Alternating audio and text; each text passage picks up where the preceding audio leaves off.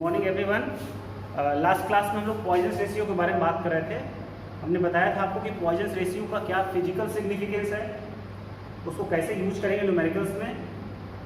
जब उसको हम लोग समराइज कर लेते हैं उसके बाद हम लोग आगे का टॉपिक देखेंगे। तो लास्ट क्लास में बताया था आपको कि अगर आपको किसी पर्टिकुलर डायरेक्शन में फोर्स अप्लाइड है, उस डायरेक्शन में जो डायमेंशन है उसमें चेंज कैलकुलेट करना है, या फिर उस डायरेक्शन में आपको स्ट्रेन कैलकुलेट करना है, then Hooke's law is more than sufficient.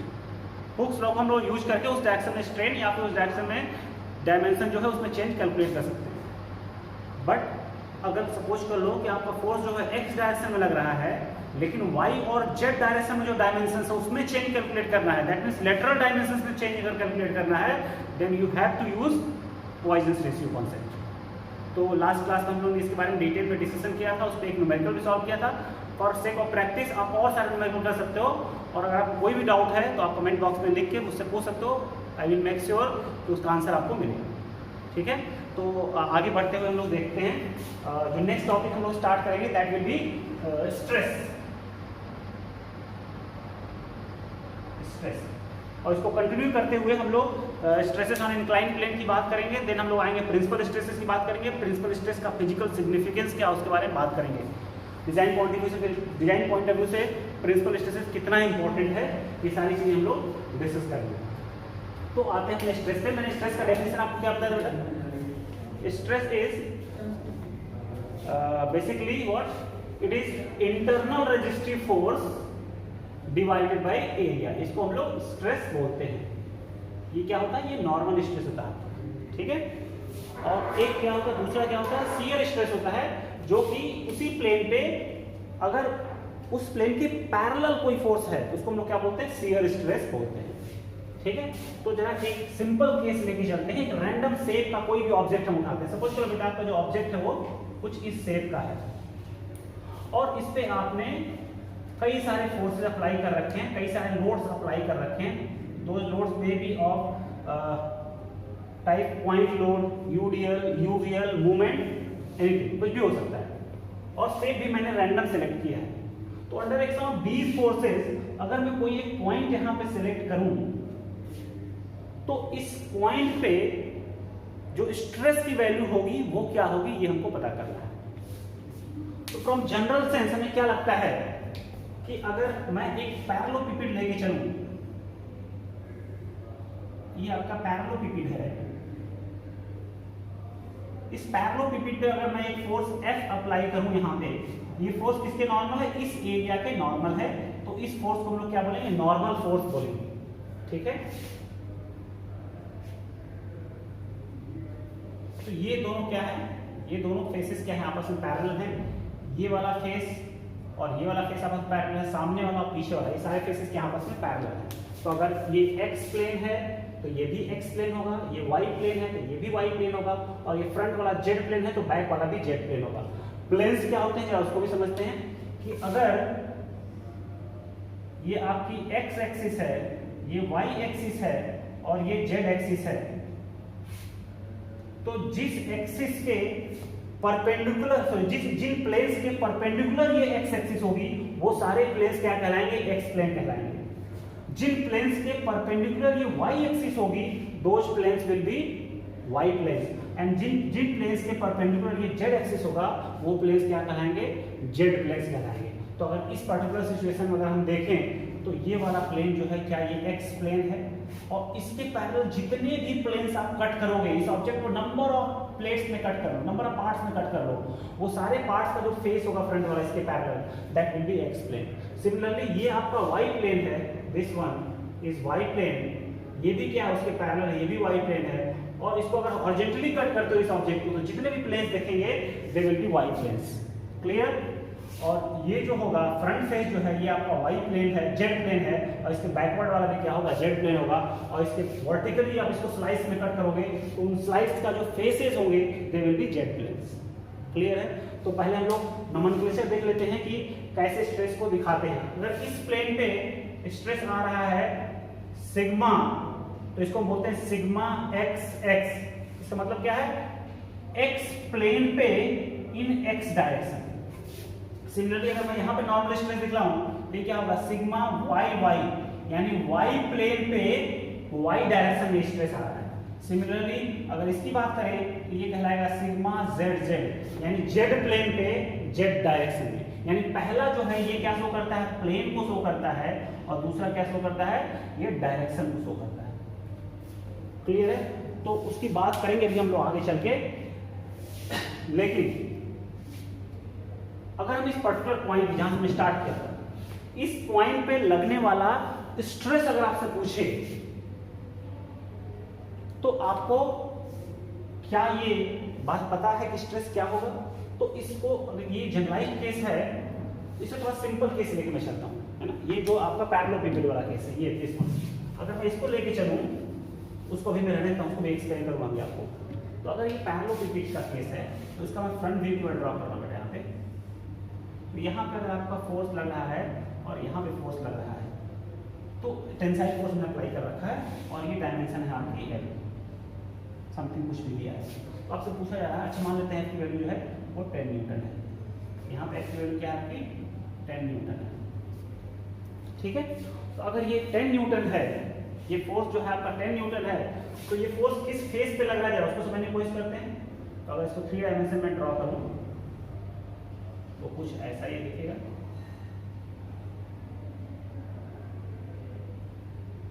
ये फोर्स है आपका एफ। तो यहाँ पे अगर मैं ड्रॉ करूँ इसे, ये आपका पैरेललोपिपेड है। मैं क्या कह रहा हूँ कि इस पॉइंट पे लगने वाला स्ट्रेस क्या होगा, तो आपका ऑब्वियस आंसर क्या होगा, what will be your obvious answer. आप अच्छा इसको मैं अभी इसका फ्रंट व्यू अगर देखें तो कुछ ऐसा दिखेगा। अगर इसका फ्रंट व्यू देखेंगे तो क्या दिखेगा, यहाँ पे इस फेस पे फोर्स लग रहा है F इक्वल्स टू 10 न्यूटन, इस फोर्स पे, इस फेस पे फोर्स लग रहा है F इक्वल्स टू 10 न्यूटन। इसका जो क्रॉस सेक्शनल एरिया है, तो फिलहाल इसको मैं बेस करता हूँ, इसका जो क्रॉस सेक्शनल एरिया है वो आपका रेक्टेंगुलर है ऐसे, और ये क्रॉस सेक्शनल एरिया का डायमेंशन क्या दिया हुआ 4 mm, और ये क्या दिया हुआ है 2 mm। तो एरिया क्या हो जाएगा, area will be 2 into 4 equals to 8 mm square. तो आपको क्या लगता है कि अगर मैं कोई पॉइंट यहां पर सेलेक्ट करूं P, तो इस पे लगने वाला स्ट्रेस क्या होगा? आपको क्लियरली ऐसा फील होगा कि जो स्ट्रेस वैल्यू होगी that will be sigma will be F divided by area, FR divided by area, ऐसा फील होगा आपको। क्योंकि मैंने बताया स्ट्रेस का डेफिनेशन क्या होता है, stress is what, internal resistive force divided by area. तो अगर मैं इस पॉइंट पे बात करूं, इस पॉइंट पे आपको क्या फील होगा कि फोर्स जितना लगता है उतना ही रेजिस्टिव फोर्स लगता है, जितना फोर्स उतना ही resistive force divided by area on which this point P lies.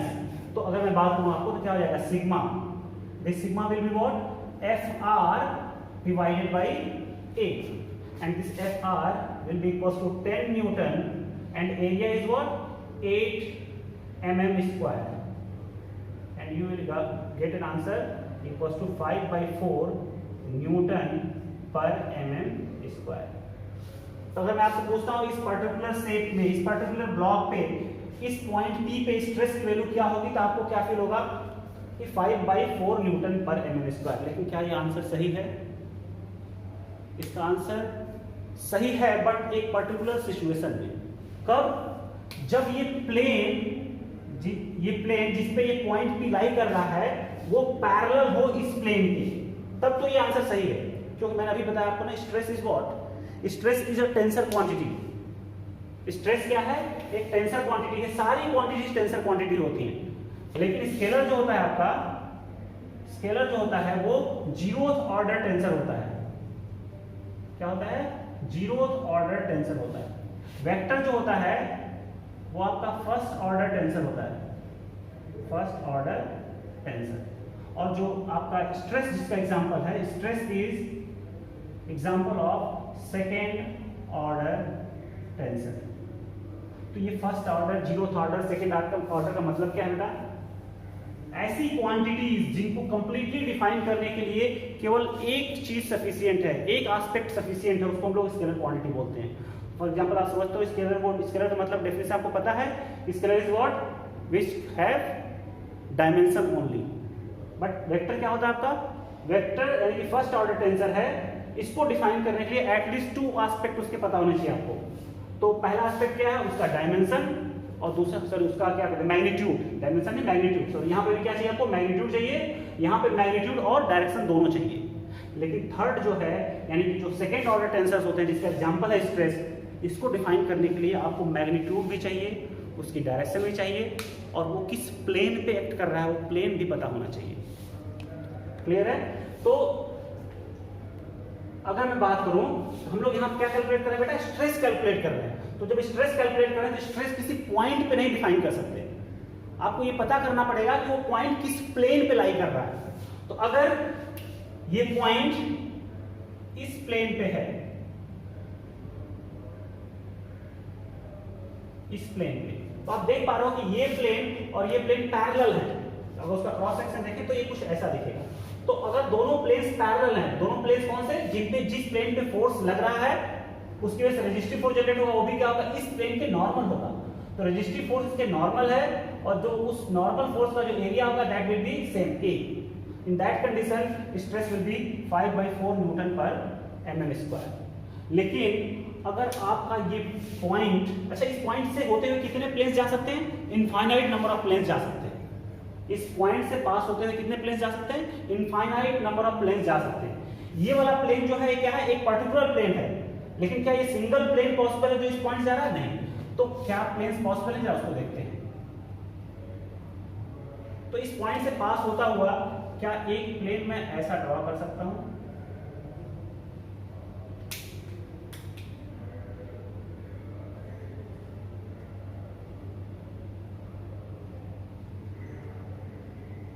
देखो बेटा ध्यान से, क्या ये प्लेन जो है उस पॉइंट से पास होता जा रहा है, बिल्कुल। देखिए ये पॉइंट P जो है क्या इस प्लेन पे लाई कर रहा है, इस प्लेन पे। लेकिन अब ये प्लेन जो है इस प्लेन के पैरेलल नहीं रहा, इस प्लेन का एरिया चेंज हो गया। जब एरिया चेंज हो गया तो force, resistive force divided by area quantity भी चेंज हो जाएगी, क्योंकि एरिया डिपेंडेंट स्ट्रेस होता है। यानी इस पर्टिकुलर प्लेन पर अगर स्ट्रेस निकालना होगा तो स्ट्रेस की वैल्यू जो होगी वो 5/4 न्यूटन पर mm² नहीं होगी, कुछ और होगी। और उसी के एनालिसिस जो है हम इस क्लास में अभी आगे देखेंगे। ठीक है, ये प्लेन चेंज हो गया, जो प्लेन चेंज हो जाएगा तो उससे एसोसिएटेड स्ट्रेस भी क्या होंगे, वो चेंज हो जाएंगे। अब बात करते हैं हम लोग कि किसी प्लेन पे कितने तरह के स्ट्रेसेस पॉसिबल हैं। तो इसका आंसर है 2। किसी प्लेन पे जो स्ट्रेस होगा इधर उस प्लेन के परपेंडिकुलर होगा या पैरेलल होगा। ये बात सबको समझ में आ रही होगी। सपोज कर लो बेटा यही प्लेन है आपका, मान लो ये प्लेन है आपके पास, तो इस पे ये फोर्स आप लगा सकते हो इसके परपेंडिकुलर, और एक फोर्स लगा सकते हो इसके पैरेलल। कुछ लोग कहोगे कि सर नहीं, इंक्लाइन फोर्स भी तो लगा सकते हैं, लेकिन आप देख पा रहे हो कि इस इंक्लाइन फोर्स को हम लोग रिजॉल्व कर सकते हैं 2 कंपोनेंट में, एक नॉर्मल कंपोनेंट, एक हॉरिजॉन्टल कंपोनेंट। मतलब अल्टीमेटली किसी प्लेन पे 2 ही तरह के फोर्स या स्ट्रेस डेवलप हो सकते हैं। First one is what, normal to the area, second one is what, parallel to the area. जो नॉर्मल टू द एरिया होता है उस स्ट्रेस को हम लोग नॉर्मल स्ट्रेस बोलते हैं, और जो parallel to the area stress develop होता है उसको हम बोलते हैं शियर स्ट्रेसेस। क्या बोलते हैं बेटा, शियर स्ट्रेसेस, और उसको डिनोट करते हैं टाउ से। और जो नॉर्मल स्ट्रेस है उसको डिनोट करते हैं सिग्मा से। तो इस केस में अगर मैं बात करूं, मान लो बेटा ये F है और ये F डैश है, और ये शेडेड एरिया जिस पे ये लग रहा है उसकी वैल्यू A है, then sigma will be what, F divided by A, and tau will be what, F dash divided by A। दोनों उसी प्लेन पे लग रहे हैं जिसका एरिया जो है A दिया हुआ है। तो इस पे लगने वाला नॉर्मल स्ट्रेस जो होगा वो F/A हो गया, और इस पे लगने वाला शियर स्ट्रेस जो होगा that will B F dash divided by A। Clear है? तो किसी भी प्लेन पे मैक्सिमम पॉसिबल स्ट्रेसेस कितने हैं, 2। मैक्सिमम पॉसिबल स्ट्रेसेस नहीं, कितने तरह के पॉसिबल है स्ट्रेसेस, तो उनका नेचर कितने, नंबर ऑफ स्ट्रेसेस होते हैं। जरूरी नहीं कि एक ही शियर स्ट्रेस आए, एक शियर स्ट्रेस नीचे हो सकता है, एक शियर स्ट्रेस ऐसे हो सकता है, एक शियर स्ट्रेस ऐसे हो सकता है, एक शियर स्ट्रेस ऐसे हो सकता है। नॉर्मल स्ट्रेस एक ही होगा, लेकिन शियर स्ट्रेस से नंबर ऑफ शियर स्ट्रेसेस हो सकते हैं या, लेकिन नेचर जो होगा 2 ही होगा, इधर वो नॉर्मल स्ट्रेस पे एक्ट करेगा या फिर शियर स्ट्रेस एक्ट करेगा। तो अगर इतनी बात क्लियर है तो जरा आते हैं अपने क्वेश्चन पे। यहाँ पे तो बता बेटा इस प्लेन पे लगने वाले स्ट्रेसेस कितने हो सकते हैं, 2 पॉसिबल स्ट्रेस हो गए। एक जो होगा इसमें नॉर्मल स्ट्रेस होगा जिसको मैं सिग्मा थीटा से नोट करूंगा, और एक जो होगा इसको मैं शियर स्ट्रेस बोलूंगा टाउ थीटा। एक नॉर्मल स्ट्रेस होगा और एक शियर स्ट्रेस। थीटा इसलिए बोल रहा हूं क्योंकि ये एक्स प्लेन के साथ थीटा एंगल फॉर्म कर रहा है। ये एक्स प्लेन के साथ थीटा, ये है आपका एक्स प्लेन। ये होता है, अच्छा प्लेन कैसे डिफाइन करते हैं? ये आपकी एक्स एक्सिस है और ये आपकी वाई एक्सिस है। एक्स एक्सिस के परपेंडिकुलर जितने भी एरियाज होंगे उनको हम लोग क्या बोलेंगे? एक्स प्लेन बोलेंगे। वाई एक्सिस के परपेंडिकुलर जितने भी एरिया होंगे उनको हम लोग वाई प्लेन बोलेंगे। वैसे ही जेड प्लेन के पैरेलल जितने भी एरियाज होंगे उनको हम लोग जेड प्लेन बोलेंगे।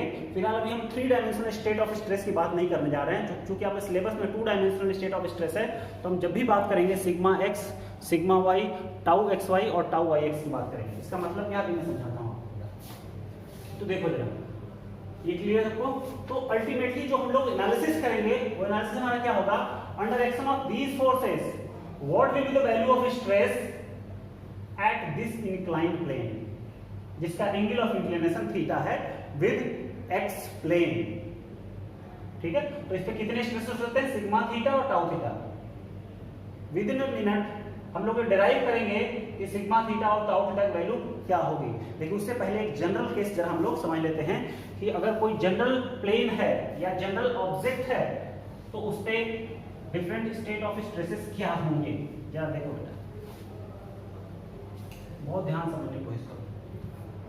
अगर सपोज करो एक हम लोग प्रिज्मेटिक बार अज्यूम करते हैं, ये आपके पास थोड़ा सा बड़ा बना लेते हैं ताकि ये क्लियर हो जाए। ये है आपका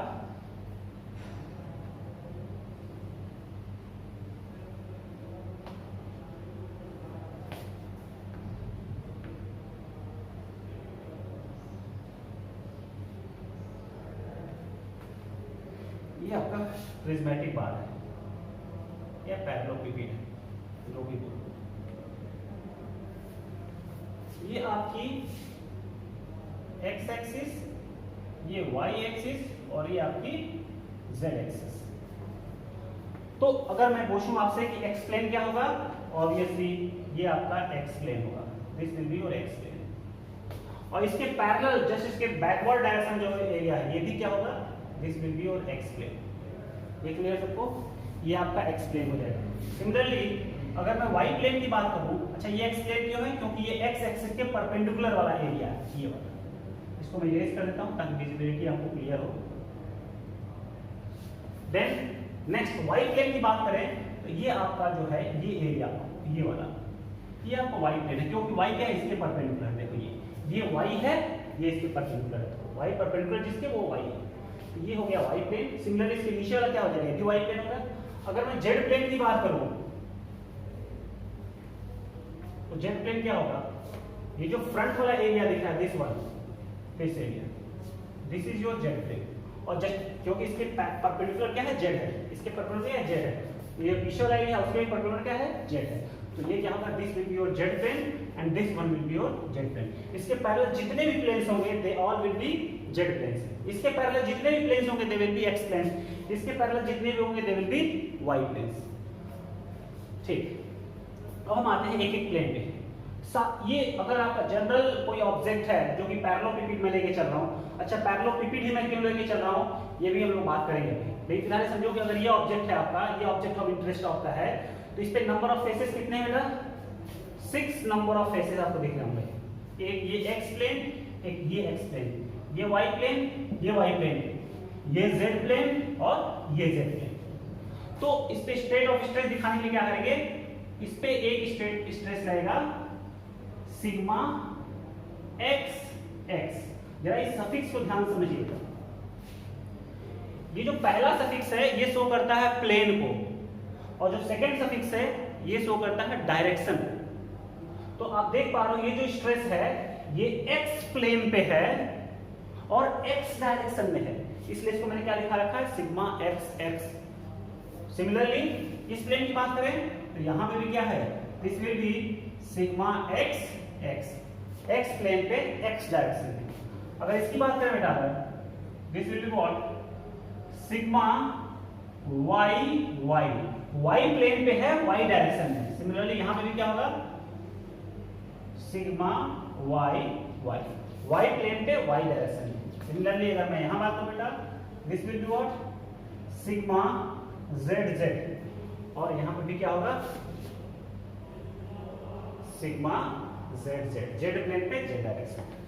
लेकिन अभी मैंने इन सारे प्लेन पे नॉर्मल स्ट्रेसेस को ही केवल दिखा रखा है, यानी एक्स प्लेन पे एक्स डायरेक्शन मतलब वो नॉर्मल स्ट्रेस हो गया उसकी, क्योंकि इस एरिया के परपेंडिकुलर इसलिए इसको नॉर्मल स्ट्रेस बोल रहे हैं। तो देयर इज पॉसिबिलिटी कि आपके पास एक्स प्लेन पे ही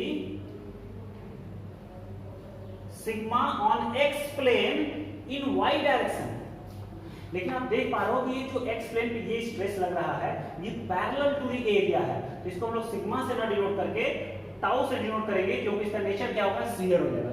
इसको हम क्या बोलेंगे shear stress on X plane in Y direction. Similarly यहां पे क्या होगा shear stress on X plane in Y direction. अच्छा देखो बेटा, यहां पे पॉजिटिव एक्स की डायरेक्शन लिखा है, लिया मैंने कन्वेंशन देखिए, तो पॉजिटिव एक्स के लॉन्ग मैंने लिया है, आप कुछ भी ले सकते हो, इसको नीचे भी दिखा सकते हो ऊपर भी दिखा सकते हो, लेकिन कन्वेंशन क्या है अगर एक फेस पे सारे पॉजिटिव ले रहे हो तो सारे डायरेक्शन पॉजिटिव होंगे, तो ये एक्स पॉजिटिव लिया है तो वाई डायरेक्शन यहां पॉजिटिव होगा। सिमिलरली जेड के लॉन्ग भी एक स्ट्रेस आएगा ऐसे सिग tau on X plane in Z direction, ये भी पॉजिटिव जेड की डायरेक्शन, देखिए ये पॉजिटिव जेड की डायरेक्शन है, ये पॉजिटिव एक्स की पॉजिटिव वाई, यानी इस फेस पे मैंने सारे पॉजिटिव डायरेक्शंस लिए हैं, एक्स डायरेक्शन में एक्स प्लेन पे, y डायरेक्शन में x प्लेन पे, z डायरेक्शन में x प्लेन पे, ये 3 पॉसिबल स्ट्रेसेस हैं, दो तरह के स्ट्रेसेस हैं, एक नॉर्मल स्ट्रेस बाकी दो शियर स्ट्रेसेस। वैसे ही सिमिलरली इस प्लेन पे अगर बात करें लोग, अच्छा अगर यहां पे देखें तो देखो x प्लेन पे लगा लेकिन नेगेटिव x डायरेक्शन में, तो शियर स्ट्रेस क्या होगा x प्लेन पे लगेगा लेकिन नेगेटिव y डायरेक्शन में, और यहां पे भी क्या होगा x प्लेन पे लगेगा लेकिन नेगेटिव z डायरेक्शन में। तो देखो ये और ये एक दूसरे को बैलेंस करते हुए नजर आएंगे। देखो ये वाला इधर की तरफ लग रहा है, ये वाला उधर की तरफ, इसको ये दोनों आपस में बैलेंस करेंगे, ये दोनों आपस में बैलेंस करेंगे और ये दोनों आपस में बैलेंस करेंगे ताकि ये इक्विलिब्रियम में रहे। क्लियर है? क्योंकि सारे का एरिया एक ही है, इसका जो एरिया है इसके लिए जो एरिया है वही एरिया इसके लिए भी, वही एरिया इसके लिए भी है, वही एरिया इसके लिए, वही एरिया इसके लिए, वही एरिया इसके लिए, तो मल्टीप्लाई जब करोगे एरिया से स्ट्रेस को यू विल गेट फोर्स, तो ये आपस में फोर्सेज जो होंगे बैलेंस करने के लिए। सिमिलरली वाई प्लेन पे आते हैं बेटा, तो पॉजिटिव वाई डायरेक्शन में वाई प्लेन पे था, इधर क्या आएगा tau on Y plane in X direction, यहां पे क्या आएगा tau on Y plane in Z direction. तो इस स्ट्रेस को बैलेंस करेगा ये स्ट्रेस, इस स्ट्रेस को बैलेंस करने के लिए अपोजिट डायरेक्शन में स्ट्रेस आएगा, नेगेटिव डायरेक्शन क्या लिखेंगे tau on Y plane in negative X direction. Similarly इस फोर्स को बैलेंस करने के लिए अगर एरिया से मल्टीप्लाई करोगे then you will get what tau on Y plane in Z direction. Clear है इतनी बात?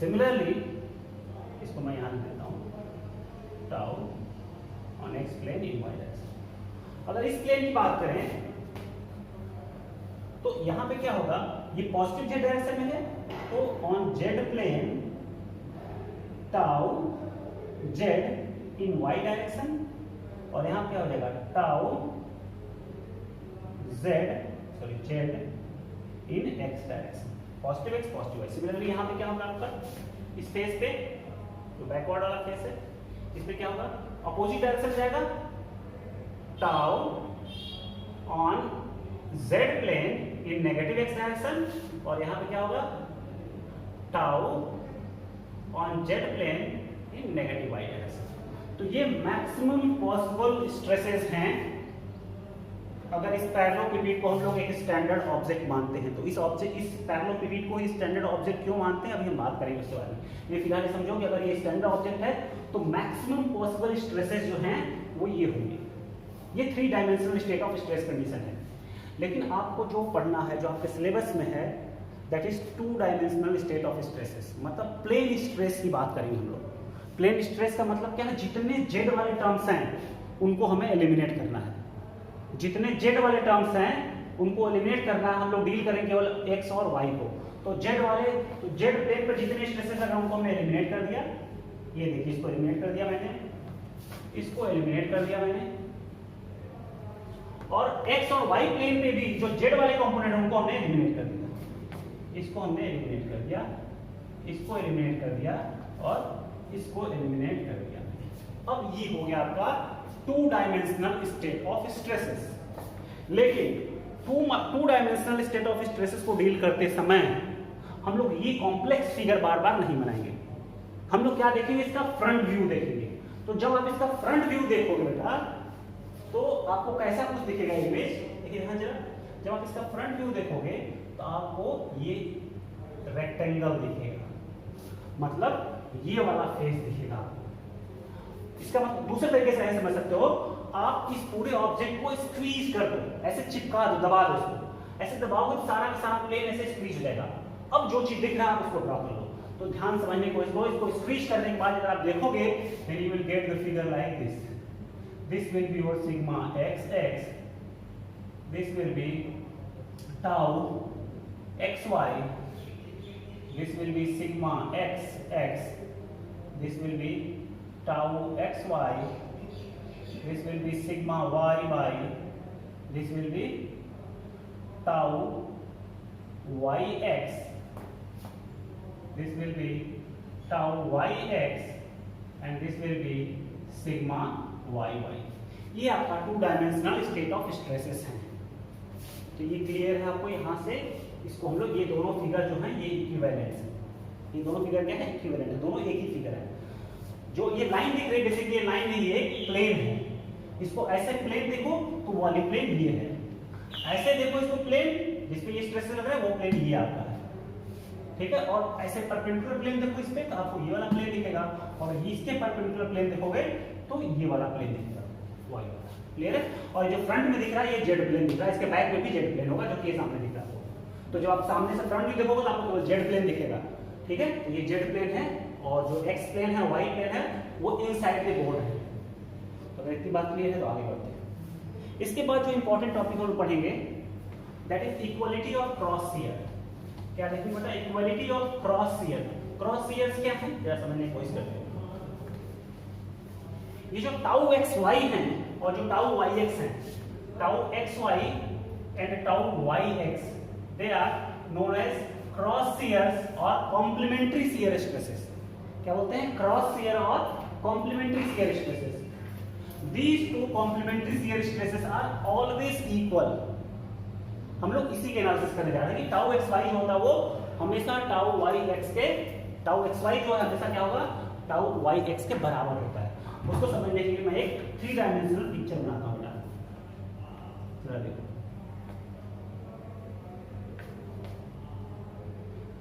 अभी जो टॉपिक हम लोग देख रहे हैं बेटा that is equality of cross shear. मान लेते हैं इसका लेंथ क्या है, L है, ये लेंथ D है और ये लेंथ H है। एक बात और, इसको समझने से पहले एक बात और ध्यान रखो बेटा, अगर एक स्ट्रेस आएगा मतलब इस प्लेन पे टाउ एक्स वाई आया तो अपने साथ ये चारों शियर स्ट्रेसेस को लेके आएगा। उसके पीछे लॉजिक क्या है उसको मैं बताता हूँ। देख बेटा, अगर यहाँ पे कोई शियर स्ट्रेस आया जिसको आप टाउ एक्स वाई बोल रहे हो, तो इस शियर स्ट्रेस के करेस्पॉन्डिंग, इस टाउ एक्स वाई के करेस्पॉन्डिंग, टाउ एक्स वाई के करेस्पॉन्डिंग जो फोर्स है that will be tau x Y multiplied by जिस एरिया पे ये लग रहा है, और ये जिस एरिया पे लग रहा है उसकी वैल्यू कितनी है, B इंटू एच। यानी इस फेस पे एक अनबैलेंस्ड फोर्स आपको दिख रहा है इस समय, और इस अनबैलेंस्ड फोर्स को अगर आपको बैलेंस करना है तो क्या इसके अपोजिट एक फोर्स जनरेट होगा, और वो फोर्स जो आएगा वो इस फेस पे आएगा ऐसे टाउ एक्स वाई। यानी कि अगर ये वाला स्ट्रेस आया तो ये साथ में लेके आएगा, क्योंकि summation of F Y must be equal to 0 for equilibrium condition. आपको पता होगा, ये मैकेनिज्म आपने पढ़ा होगा, ठीक है। लेकिन आपको क्या समझ में आ रहा है बेटा कि ये फोर्स जो है इसके करेस्पॉन्डिंग एक फोर्स एफ यहां आया और उसको बैलेंस करने के लिए एक फोर्स यहां आया। लेकिन प्रॉब्लम ये है कि जैसे ये फोर्स दो जनरेट हुए, एक ऊपर की तरफ और एक नीचे की तरफ, इनके बीच का डिस्टेंस L है, they will form a couple, और वो कपल क्या करेगा, इसको रोटेट कर देगा। जब ये रोटेट हो जाएगा ऑब्जेक्ट तो क्या इक्विलिब्रियम कंडीशन एग्जिस्ट करेगी, बिल्कुल नहीं करेगी। जब एग्जिस्ट नहीं करेगी तो इसका मतलब क्या होगा, इसके अपोजिट डायरेक्शन में आपको कपल अप्लाई करना पड़ेगा ताकि ये बैलेंस हो सके।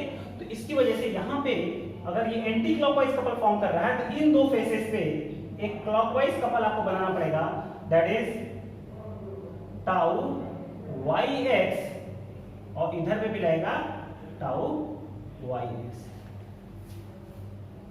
क्लियर है?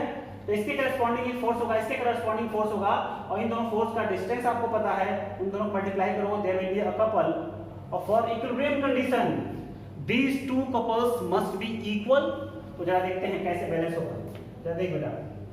तो अगर मैं पूछूं इसके करस्पॉन्डिंग F2 जो है वो क्या है, तो आप क्या बताओगे?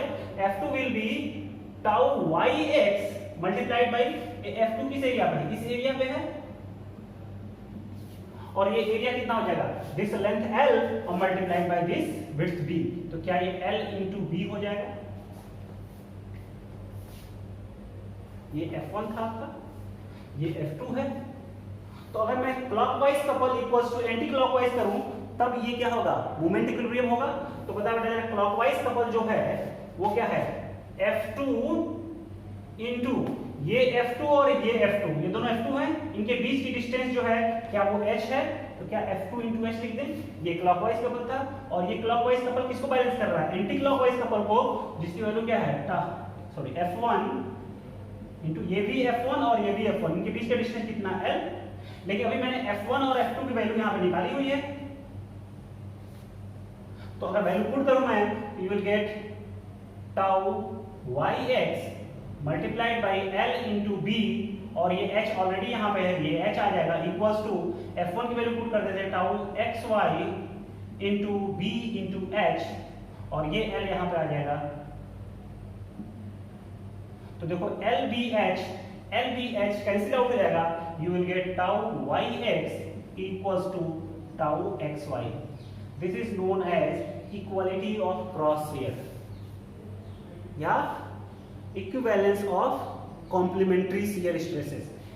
कहने का मतलब ये है कि अगर ये शियर स्ट्रेस आएगा तो अपने साथ इन तीनों को भी लेके आएगा, क्योंकि बैलेंस होना उसको। और जब ये इक्विवेलेंस स्ट्रेस आएगा यहाँ पे, तो इसके करेस्पॉन्डिंग जो कॉम्प्लीमेंट्री शियर स्ट्रेस होगा या इसके करेस्पॉन्डिंग जो क्रॉस शियर होगा टाउ वाई एक्स इसके बराबर होगा। इसका मतलब अब के बाद हम लोग टाउ वाई एक्स की जगह पे हमेशा टाउ एक्स वाई ही लिखेंगे, क्योंकि हमने उसको प्रूव करके देख रखा है यहाँ पे कि टाउ एक्स वाई जो होता है टाउ वाई एक्स के बराबर होता है। क्लियर है इतनी बात सबको? और अगर इतनी बात क्लियर है तो जरा हम लोग आते हैं अपने एक्चुअल प्रॉब्लम पे, जिसको मैं डिस्कस करना चाहता था। तो ये आपका स्टेट ऑफ स्ट्रेस है, ये most complex state of stress बोला जाता है, क्योंकि इससे ज्यादा स्ट्रेसेस डेवलप नहीं हो सकते इस ऑब्जेक्ट, इस पर्टिकुलर ऑब्जेक्ट पे। तो आपको पता क्या करना है कि ये थीटा एंगल पे, ये मतलब एक्स प्लेन के साथ एंटी क्लॉकवाइज थीटा डिग्रीज पे ये जो प्लेन लाई कर रहा है, इस पे स्ट्रेसेस की वैल्यू क्या होगी? तो बताओ इस प्लेन पे मैक्सिमम पॉसिबल स्ट्रेसेस कितनी होंगी? दो होंगी। पहला होगा सिग्मा थीटा और दूसरा होगा टाउ थीटा। अच्छा, इसकी डायरेक्शन क्या होगी? टाउ थीटा ऊपर होगा कि नीचे होगा, ये आपकी चॉइस है। लेकिन अगर आप इसको ऊपर कर दोगे तो जो मेरा रिजल्ट है उसके अपोजिट रिजल्ट आएगा आपका। ठीक है, तो जो फार्मूला डेवलप होकर आएगा यहाँ से, जिस फार्मूले को यूज करेंगे ऐसे प्रॉब्लम्स को सॉल्व करने के लिए, जो एक में एक क्वेश्चन 100% आपसे आता है। ठीक है, तो इस टॉपिक से एक क्वेश्चन जरूर पूछा जाएगा, न्यूमेरिकल आपसे जरूर पूछा जाएगा, है ना। तो इस टाउ थीटा को ऊपर भी ले सकते हो, ऊपर लोगे तो क्या इफेक्ट आएगा उसको मैं बाद में बताऊंगा आपको, लेकिन फिलहाल मैं इसको नीचे लेके चल रहा हूं। ठीक है, तो अगर ऐसा है तो under action of these stresses there will be a normal stress and shear stress on this plane. You have to find the value of the formula for calculating this normal stress and this shear stress in terms of sigma X X, sigma Y Y, tau x Y and theta. तो मैं result आपको पहले लिख देता हूं, बाद में मैं बताऊंगा रिजल्ट कैसे आया। तो इससे करस्पॉन्डिंग जो रिजल्ट आएगा that will be sigma theta will be sigma X plus sigma Y by 2 plus sigma X minus sigma Y by 2 cos 2 theta plus tau x Y sine 2 theta. और जो tau theta की value होगी that will be sigma X minus sigma Y by 2